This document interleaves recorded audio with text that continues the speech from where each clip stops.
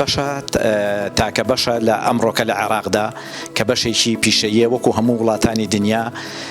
بە تایبەتی وڵاتانی وەکو ئەوروپیەکان ئەڵمانیاوانە باشترین کارکە ئەیکەن بەشە پیشەیەکانەکەنەوە بۆ ئەو کەسانە لە مەعهەدەکانە لە پەیمانگاکانە و فێری پیشەکانیانەکەن.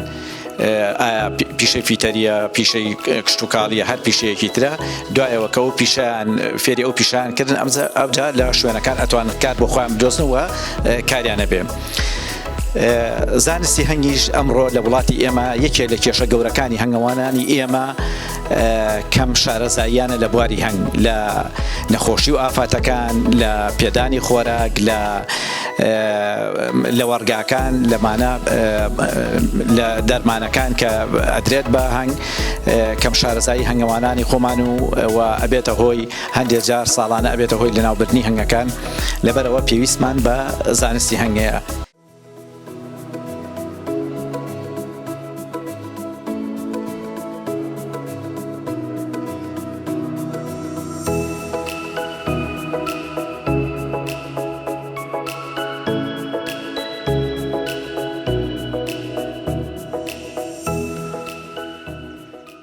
باشەمان کردوێتەوە بۆ ئەوەی کە بتوانین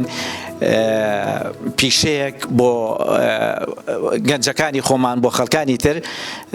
بدۆزینەوە کارێکیان بۆ بکەین کە پێویستیان بەوە نەبێ بڵێن دامان مەزنەوەن لەبەر ئەوەی ئێستا لە وڵاتانی ئەوروپی و ئەمریکا هەر کەسێک 40 بۆ 50 کوورە هەنگی هەبێ قەت بێ پارە نابێ و لە پارەی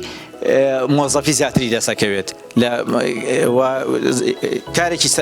هینیشە سەربەستە و سەربەخۆیە هیچ مەسئولیەتێکی نییە تەنها ئەوە زانستیانە بتوانی هەنگەکان بەخێو بکەیت. ئێمە شاتین ئەم بەشەمان کردەوە بۆ ئەوەی بە زانستی خەڵک فێر ببێت کە چۆن هەنگ پەروەردە ئەکات چۆن تەقسیم ئەکات چۆن تەربەی مەلیکات ئەکات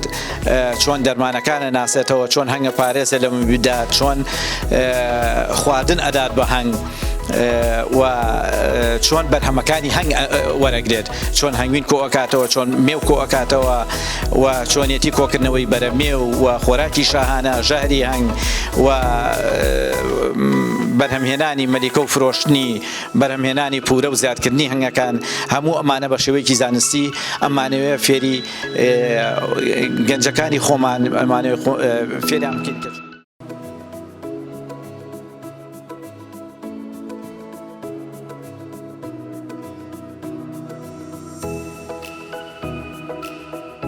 ئێمە ئەم بەشەکە ئێستا هەیە یەکەم بەشە لە عێراقا ئەمڕۆ ئەم ساڵ یەکەم ساڵەکە تەلەبە وەرەگیرێ ئەتوانین ئێمە بەشە زانستیەکان خوێنکاری بەشە زانستیەکان کە دەرچووی 12 ئامادەیە ئەوانە وەربگرین و ئەتوانین بەشە پیشەیەکان بەشی کشتتوکاڵ ئامادەی کشتتوکاڵ لێرە وەربگیرێت و ئەم ساڵ لە هەوڵی ئەوەیین ئەو کەسانەی کە حتا خوێندنی تریان تاو کرد و حەزیانەوەیە کە پیشەی هەنگ فێر ببن لە هەوڵی ئەوەیین ئەوانش وەربگرین چاوەڕوانی جوابی وەزارەتی خوێندنی باڵا ئاکەین کە ئەو ئەم ساڵەکە ئیسtisنا بکرێت بە تایبەتی بۆ ئەوانەی کە ئەیانەوێ فێری زانستی هەنگ ببن ئەگەر خوێندنیان تاو کردوە تەمەنیان تۆزێ لەسەرەوەیە ئاساییە کە بێن بخوێنن و لە هەوڵی ئەوەشین لەبەرەوەی بەشێکی پیشەیە بتوانین ئەدەبیەکانی ژوەر بگیرێ بەڵام ئایا تا چەند لە ڕووی زانستی و تا چەند خوێندنی باڵا قبوڵی ئەوە ئەکات چاوەڕوانی ئەوەشین لە ئێستادا.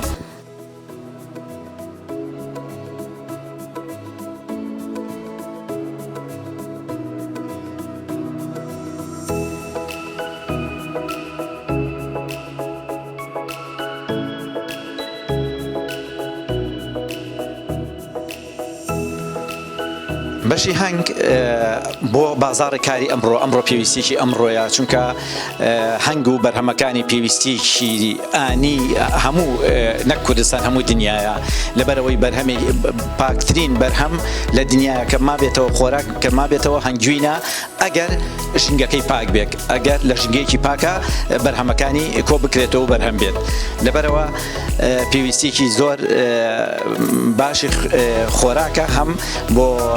وەکو خۆراکێک هەم وەکو چارەسەرێکیش بۆ گرفتەکانی لەشی مرۆڤ.